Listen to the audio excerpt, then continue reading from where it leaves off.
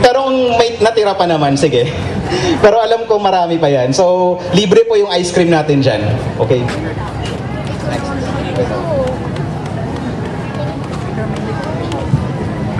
Now we move on to our next speaker. We have with us this morning UNDP Country Representative, Mr. Renaud, Meyer.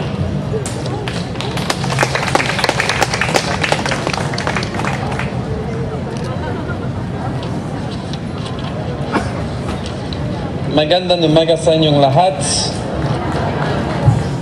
Thank you very much for inviting UNDP this morning on a very special day.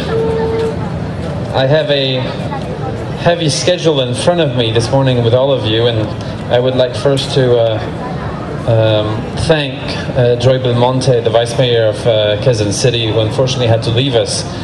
But I'd like to thank her and all of you for hosting us in this beautiful Quezon Circle.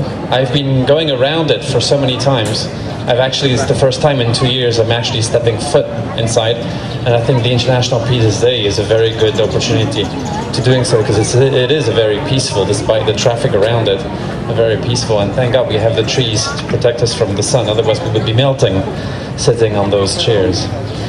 Let me share with you some thoughts from the United Nations Development Program here in the Philippines, and tell you how a great pleasure and honor it is to be among all of you fellow peace advocates as we celebrate the International Peace of today. Particularly, it is good to be among the youth, and I think the average age of the public today is extremely low, and I'm very pleased to see this, whose role in peace building is extremely important, and who could contribute so much in bringing about peace in the country. We just heard that the organizers wanted Father Mercado to stay with us until there's peace in Mindanao. I was just wishing a very long life to Father Mercado, and that's even being optimistic, I'm afraid. I have a firm belief in young people's creativity, passion, and ability to initiate change, as well as their huge potential to shape the future of their communities, the future of their country. To our youth gathered here today, I'd like to say your positive energy is something which society can and should harness to create a culture of peace in this nation of diverse ideological beliefs, religions, and cultural backgrounds. The International Peace of Day, as we've just heard from Asek Romi, has been observed worldwide on this day since 1982, following Resolution 3637 of UN General Assembly in 1981. It is an annual day of global advocacy for nonviolence and ceasefire, and this year's theme is Youth for Peace and Development. At the end of this message, I will have the great honor of reading to you the special message of the UN Secretary General Ban Ki-moon. And he's asking you, all young people, to join all of us, your elders and not so young partners in peace building, in helping to build a world of mutual understanding and respect for diverse cultures, finding solutions to the global problems of poverty, hunger, injustice, and environmental degradation by each doing our share towards the achievement of the MDGs. Romy has informed us that President Aquino is currently flying over the Pacific to go to New York to speak to the General Assembly, where he will also present the Philippine National Report on the MDGs. And for those of you who have followed this news in the media a few weeks ago when the report was launched, you would know that the situation is not very glorious, unfortunately, in the Philippines, where we are lagging behind a lot of the goals, including the most important goal of halving poverty in this country. Let me address now my thoughts directly to the youth among us in this gathering, and now more than ever is a good time for you to make a meaningful contribution towards bringing about peace and development in the Philippines. The country has elected a new set of political leaders, and we are thus in a process of transition. The various peace panels taking charge of government negotiations with communist and Muslim rebel groups have also been reconstituted. In this period of transition, there is always room for contributing fresh and new ideas to be an active part of the national conversation, advocacy, and action towards a lasting peace. What should motivate the youth to pursue peace in the Philippines? Many things, I believe, but first and foremost, it is your generation that will harvest the fruit of a successful national peace process, an inclusive peace process beyond the peace talks between government and rebel groups. A peace process that will harness the commitment and energies of all sectors in building peace. But it is also this and future generations that will bear serious consequences if the pursuit of peace falters and violence continues. The grassroots work that UNDP and its partners have been doing shows that young people are among the most affected in times of conflict. In places where fighting erupts between government troops and armed rebels, young people are often victims of human rights violations such as killings, torture, humiliation, rape, physical assault.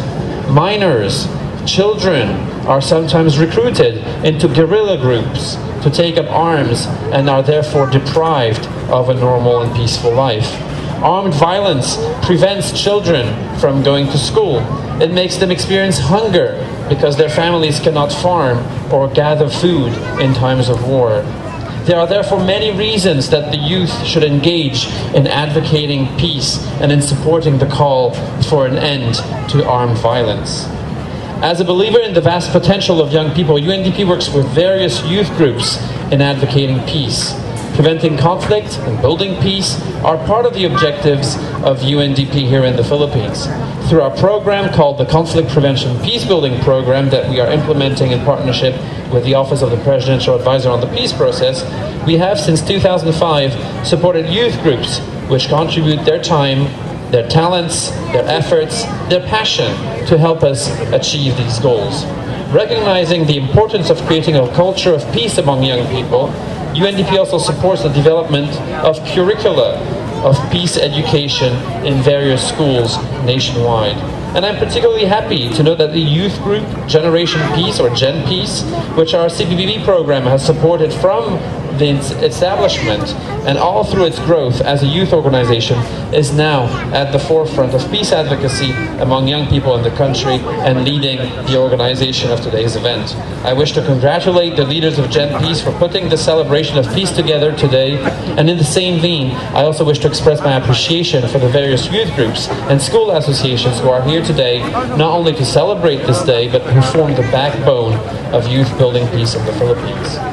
There is vast potential for the youth to help concretize peace in the country by participating in peaceful dialogue, by supporting efforts to promote peace education in schools of peace, by doing your share to promote and respect human rights, by helping in the transformation of marginalized groups and strife-torn communities towards development, human dignity, and long-term peace.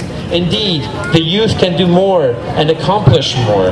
Thus, as the final challenge that I wish to leave you, I encourage you, the young people in this audience, to get involved, speak your minds, increase the numbers of peace advocates amongst you, engage your local leaders, establish partnerships, and aim for greater things that you could contribute to attaining sustainable development and a durable peace for this beautiful nation.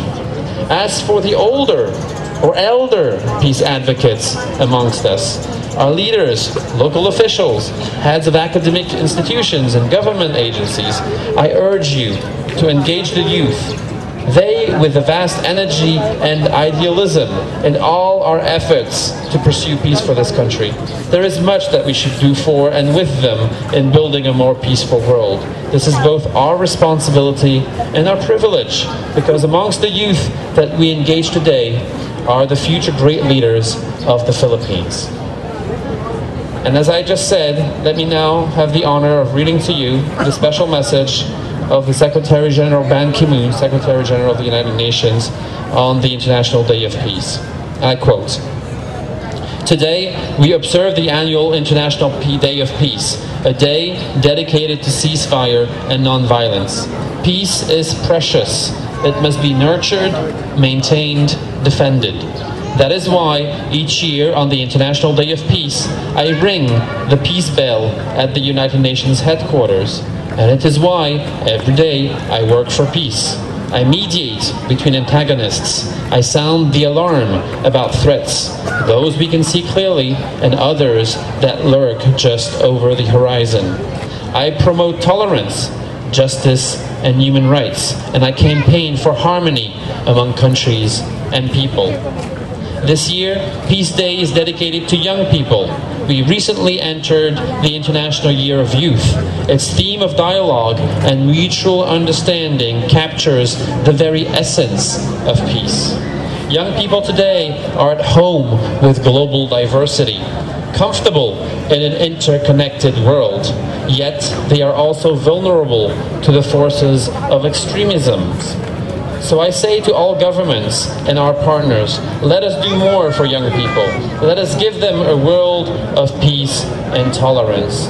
And I say to all young people, join us. Help us to work for peace. You are impatient. You see what we, your elders, allow to persist year after year. Poverty and hunger, injustice and impunity, environmental degradation. With just 5 years remaining to achieve the Millennium Development Goals, I ask all, young and old, to help us to find global solutions to these global problems. Share your plans and ideas. Act with creativity and passion. Help us fight for peace and prosperity for all. Thank you very much.